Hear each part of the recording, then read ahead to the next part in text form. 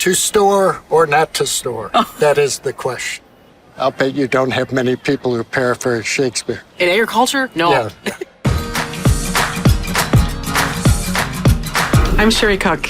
I am a 30-year veteran in the egg industry, and we're going to help you learn more about your farming operations and crop nutrition.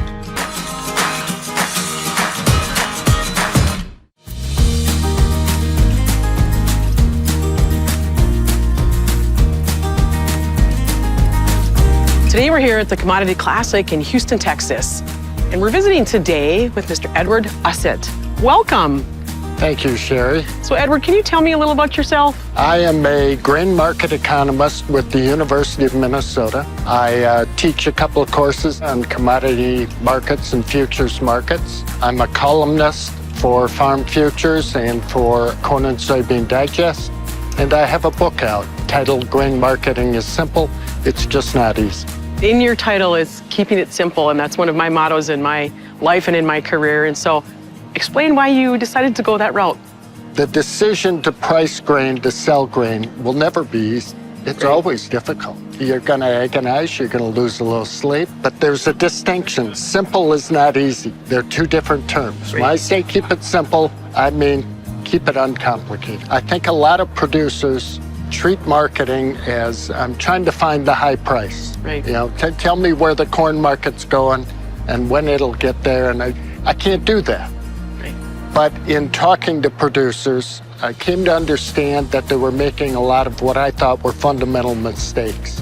So when you talk mistakes, what advice would you give to a farmer if we were talking today about things that they should be careful on? One mistake that is a big problem in the northern plains is holding grain in storage too long. I make the argument that old crop grain should be sold or at least priced by the end of June.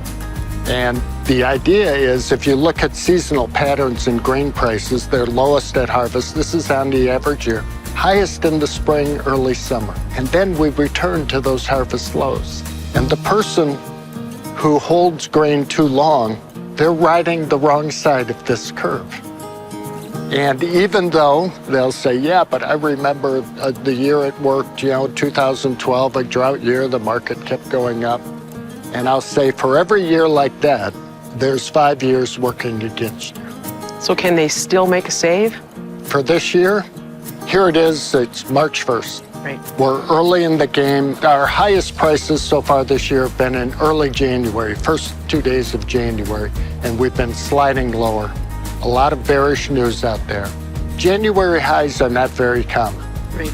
They really aren't. We tend to get the highs in the spring.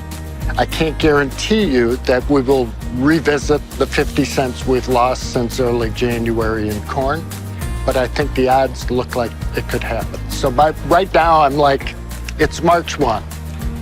Relax. Let's see what we can get to in the spring.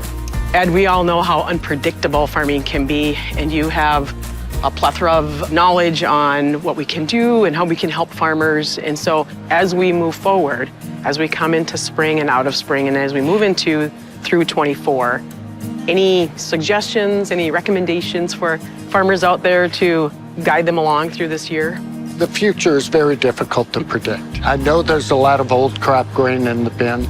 We're waiting for a rally in prices, and I think we will get a rally in the spring. Not a prediction, but a recommendation is don't forget to get it sold when you get that rally. Right. And look for opportunities on the new crop while you do that.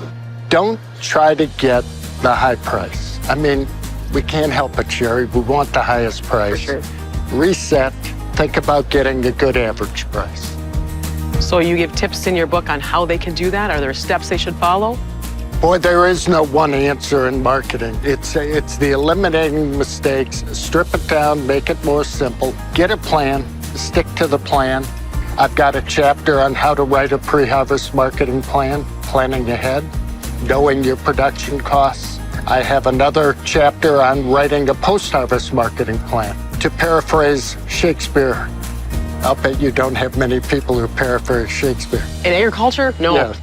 To store or not to store? That is the question. I tell people my plans are not perfect, and they are not.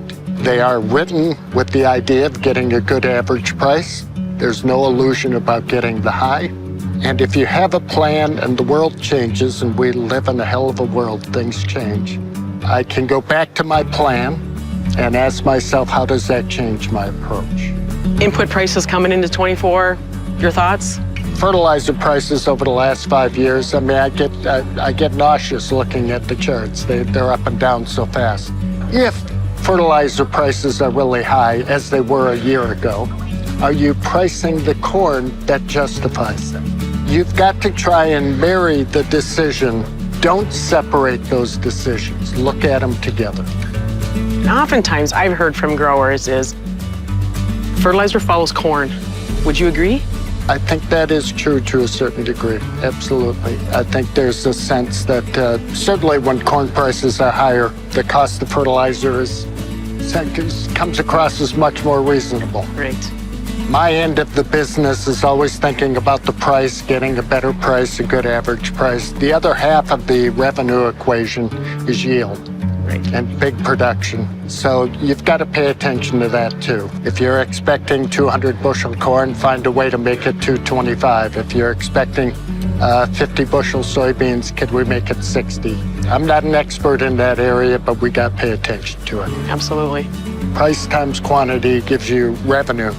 I handle the price side as best I can. I don't have all the answers. You're with Mosaic. You know more about the quantity, the yield side. Why don't you tell us a little bit about that? Our goal in a lot of what I do when I deal with farmers and when I deal with retailers is how can we help improve that yield, right? You mentioned we have to increase that yield. If you're shooting for 200 bushel corn, how can we get 210 or 220, right? We're on that same page when it comes to how can we do that. And we've got multiple tools. We've got some online calculators. We've got different products, right, that we can combine and that we can put together to increase those yields. So we've got our advanced crop nutrition message that we've been promoting on not just the fertilizer side, but adding biologicals to that. Okay. And so we've got lots of tools and lots of ways to help growers increase their yield, and ultimately we want to have a successful 2024. Well, thanks again, Ed, for joining us today. And thanks, folks, for joining us here at the Commodity Classic 2024 in Houston, Texas. And stay tuned because we are having our next episode with Dr. Ross Bender, a good friend of mine. And again, thanks to Mosaic for sponsoring this program.